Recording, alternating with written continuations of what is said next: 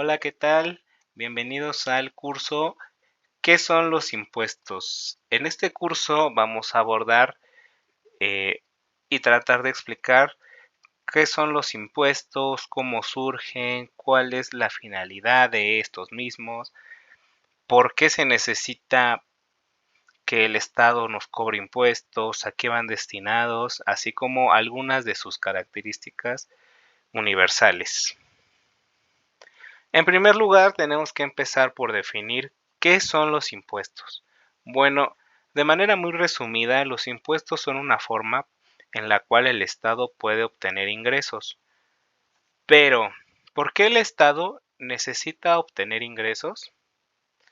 Bueno, esto es debido a que desde sus orígenes el Estado fue concebido como un instrumento para proteger al hombre, defenderlo y proporcionarle ciertos bienes y servicios que por sí solo no podría alcanzar. Así, una de las actividades primordiales del Estado es la satisfacción de las necesidades colectivas de interés general. El hombre, al no poder vivir aislado, se une a otros constituyendo sociedades, además de las necesidades básicas como comer, dormir y refugiarse de las inclemencias del tiempo. Vivir en sociedad genera otras necesidades comunes a la población. En efecto, la interacción entre seres humanos produce necesidades que llamamos colectivas. Estas consisten en bienes y servicios que ayudan a la población a vivir en paz y armonía, corresponde al Estado proveerla. En este sentido, los bienes y servicios proveídos por el Estado eran pocos. Por ejemplo, proteger la vida de sus miembros, mantener la seguridad y la impartición de justicia, reducir el miedo y la incertidumbre, crear la paz civil, asegurar el derecho de la propiedad y facilitar el comercio. Luego, estos bienes y servicios fueron aumentando en la medida en que el Estado adquirió la función de regular las desigualdades sociales. El Estado se vio obligado a proveer servicios hospitalarios, asistenciales, de vivienda, educativos, de agua potable, de transporte, entre otros. Sin embargo, en la actualidad la prestación de bienes y servicios públicos se ha convertido en una tarea de enorme magnitud debido a la explosión del incremento demográfico y el avance vertiginoso de la ciencia y la tecnología. Ahora es necesario agregar actividades complejas como la construcción y administración de ejes viales y autopistas, comunicaciones aéreas, radiotelegráficas, telefónicas, satelitales, digitales, entre otras. El Estado, a través de diversas acciones y órganos que lo componen, realiza actos que le proveen ingresos para pagar todos estos bienes y servicios para la satisfacción de las necesidades colectivas. De esta forma pasamos a la siguiente pregunta, que es ¿qué son los impuestos? Bueno, los impuestos son una forma en la cual el Estado puede obtener ingresos, pero los ingresos del Estado a su vez se dividen en ingresos tributarios y no tributarios.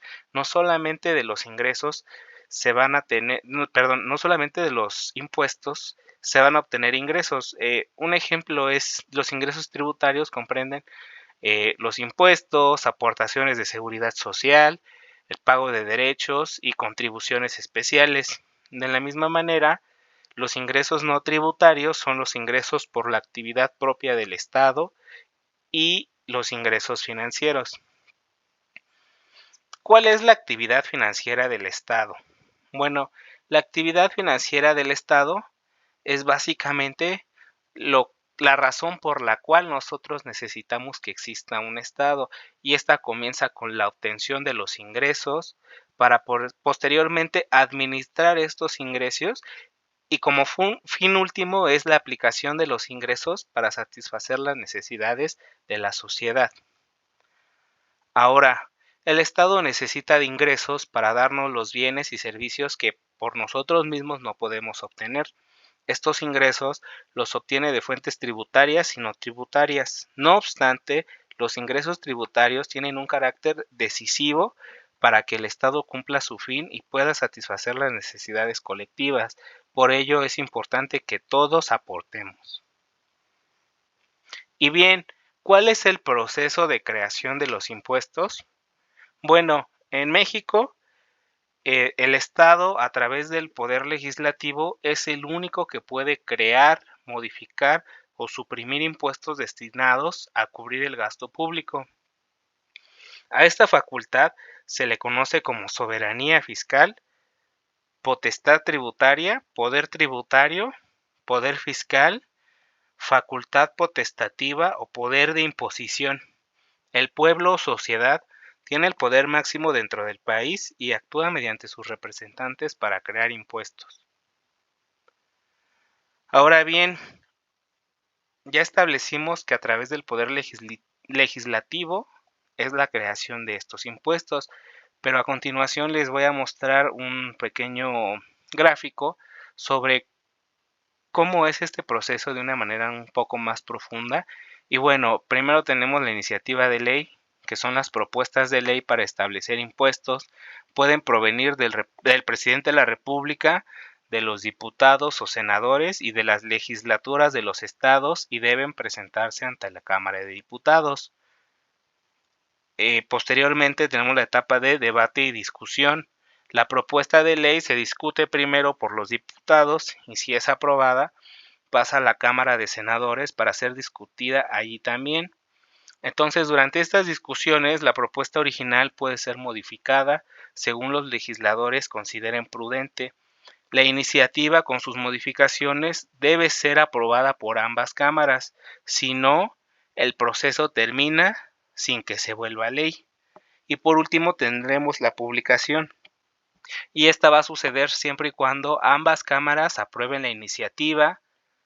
Posteriormente se turna al presidente de la República para su publicación. Sin embargo, el presidente puede vetar la ley, es decir, rechazarla y por tanto no publicarla. Si esto sucede, se envía nuevamente al Congreso con las observaciones para que se discuta nuevamente. Si el Congreso la aprueba, se turna nuevamente al presidente hasta su publicación. Ahora bien, ya platicamos sobre el proceso de creación de leyes, quienes tienen la facultad para crear las leyes en nuestro país, pero particularmente para leyes fiscales los impuestos deben de cumplir con estos elementos esenciales, que son 5, los cuales deben de ser muy claros. El primero es el objeto, y este va a tratar sobre el acto, actividad o cosa motivo del impuesto. Por poner un ejemplo, recibir utilidades de un negocio o recibir ingresos, el cual sería el impuesto sobre la renta. También debe de tener un sujeto, el cual es las personas obligadas al pago del impuesto. Por ejemplo, las personas que reciben ingresos por su trabajo o los asalariados. Posteriormente, también deben de contar con una base, que es la cantidad sobre la cual se determina el impuesto. Y tomando el mismo ejemplo del ISR, son el total de utilidades de un negocio. También deben de tener una tasa, el cual es el porcentaje que se aplica a la base para llegar al impuesto que se debe pagar.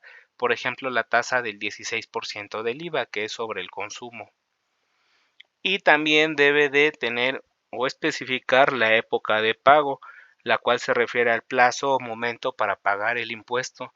Por ejemplo, las personas físicas con actividades profesionales deben de presentar pagos provisionales a más tardar el día 17 del mes siguiente a aquel que realizaron las actividades.